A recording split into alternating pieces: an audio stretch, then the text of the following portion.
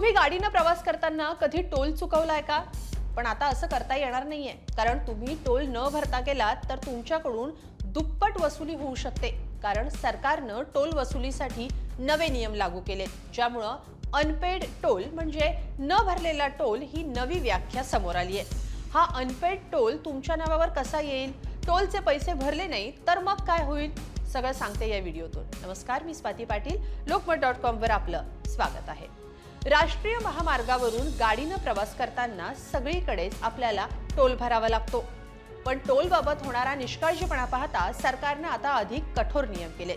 17 मार्च पासून हे नवे नियम लागू झाले. या नियमानुसार आता जर टोल भरला नाही तर तुम्हाला दुप्पट रक्कम मोजावी लागू शकते. सरकारनं नॅशनल हायवे फी साठी determination of rates and collection दुसरे दुरुस्ती नियम 2026 लागू केलाय. या अंतर्गत न भरलेलं टोल शुल्क म्हणजे अनपेड युजर फी अशी नवीन व्याख्या करण्यात आली आहे. जर एखाद्या वाहनाची नोंद इलेक्ट्रॉनिक टोल सिस्टीम मध्ये झाली पण टोलचे पैसे मिळाले नाही तर तो अनपेड टोल मानला जाणार आहे. टोल न भरणाऱ्यांना पकडण्यासाठी आता आधुनिक तंत्रज्ञानाचा वापर केला जाणार आहे. अशा प्रकरणांमध्ये वाहन मालकाला ई नोटीस पाठवली जाईल, ज्यामध्ये वाहनाचा तपशील, तारीख, ठिकाण आणि थकीत रकमेची माहिती असेल. ही नोटीस SMS, ईमेल किंवा मोबाईल ॲपद्वारे पाठवली जाईल आणि ती ऑनलाईन पोर्टलवरही उपलब्ध असेल. यात सरकारनं सर्वसामान्यांना दिलासाही दिलाय. त्यासाठी एक विशेष तरतूदही ठेवली आहे. म्हणजे जर तुम्हाला ई नोटीस मिळाली, त्यानंतर तुम्ही 72 तासांच्या आत थकीत टोल भरला तर तुम्हाला फक्त मूळ टोलची रक्कमच द्यावी लागेल, दंडाची रक्कम द्यावी लागणार नाही. मात्र जर ही ठराविक वेळ उलटून गेल्यानंतर पैसे भरले तर मात्र दुप्पट टोल भरावा लागेल.